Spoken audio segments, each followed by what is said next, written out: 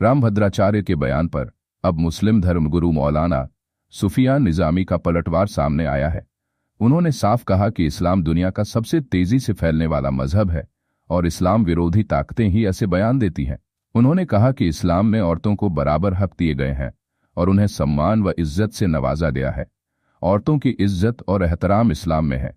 नफरत करने वालों का इस्लाम पर कोई असर नहीं पड़ेगा। उन्होंने साफ कहा कि इस्लाम विरोधी ताकतें चाहे जितनी कोशिश कर लें, इस्लाम की बढ़ती रफ्तार और उसका असर कम नहीं किया जा सकता। देखिए, ये बात रोज़े रोशन की तरह आया है कि मजहब इस्लाम को अल्लाह ताला ने और मजहब इस्लाम की तालीमात में अल्लाह ने वो असर रखा है कि दुनिया में सबसे तेजी से बढ़ने वाला मजहब इस्लाम है और दुनिया मजहब इस्लाम की तालीमात को कबूल कर रही है। इसकी वजह है कि कुछ मुआनिदीन और मुखालिफीन इस्लाम जो मुसलमानों से नफरत की बुनियाद पर और इस्लाम से नफरत की बुनियाद पर उनके अंदर जो कलक है, जो इस्तिराब है, उसको वो बर्दाश्त नहीं कर पा रहे हैं और मुसलमानों के खिलाफ इस तरीके के बयानात दे रहे हैं।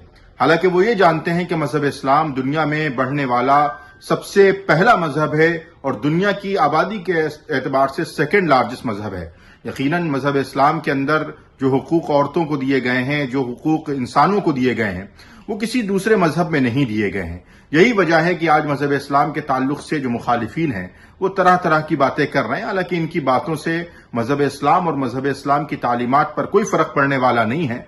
मजहब इस्लाम जिस तेजी से बढ़ रहा है उसकी वजह यह है कि उसके अंदर इंसानियत का दर्स दिया जाता है, लोगों के साथ हमदर्दी की भावना पैदा की जाती है और खवातीन को इज्जत व एहतराम की निगाह से देखने का पैगाम दिया जाता है। यही वजह है कि मजहब इस्लाम दुनिया में सबसे ज्यादा तेजी से बढ़ने वाला मजहब है।